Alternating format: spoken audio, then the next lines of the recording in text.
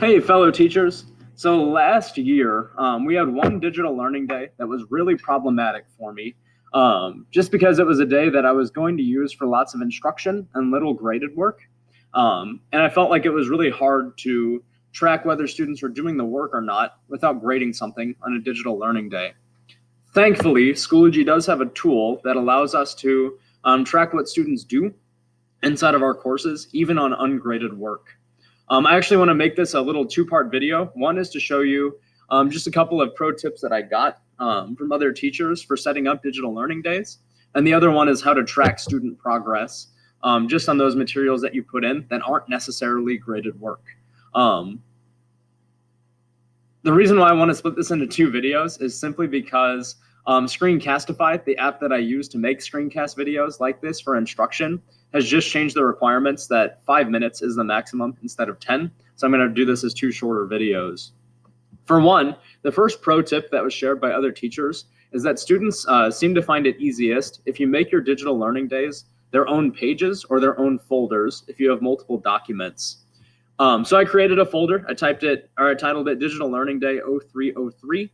I would do this if I had multiple documents or multiple assignments I wanted students to look at. So I'm going to click on that first. So inside, I've created one material so far, and you'll notice this little tab titled Must View the Item. I'm going to turn that off just for a moment because I'll show that in the second video. Just going to delete my requirement there and hit save. Good. So what I've done is I've set up my lesson directions as a page. If I click on this, again, I'll show that in a moment. Since my lesson directions are their own page, I just put the directions for the entire lesson. I said, please take notes based on the attached PowerPoint, which is there. Students can view it.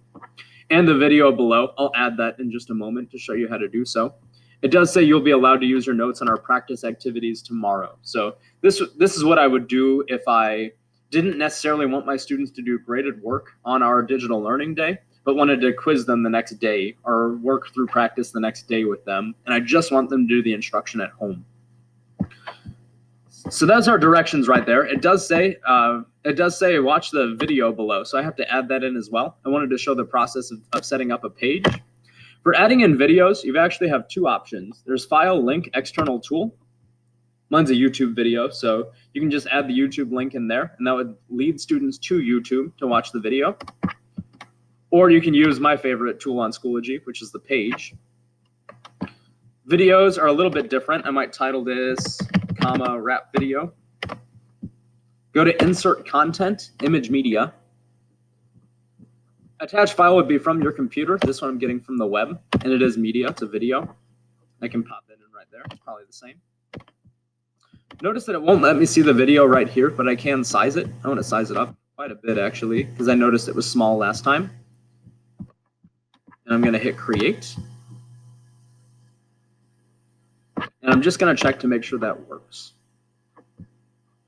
Hey, that sizing worked really well, too. So I've asked my students to read through some notes, to take their own notes. I've also told them to watch this video and take notes. It's to prep for the next day.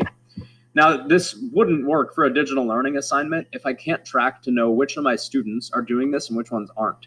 Some might say, hey, I'm just not going to do it at all. I'll tell Mr. Hantek that I did it. We'll be all good.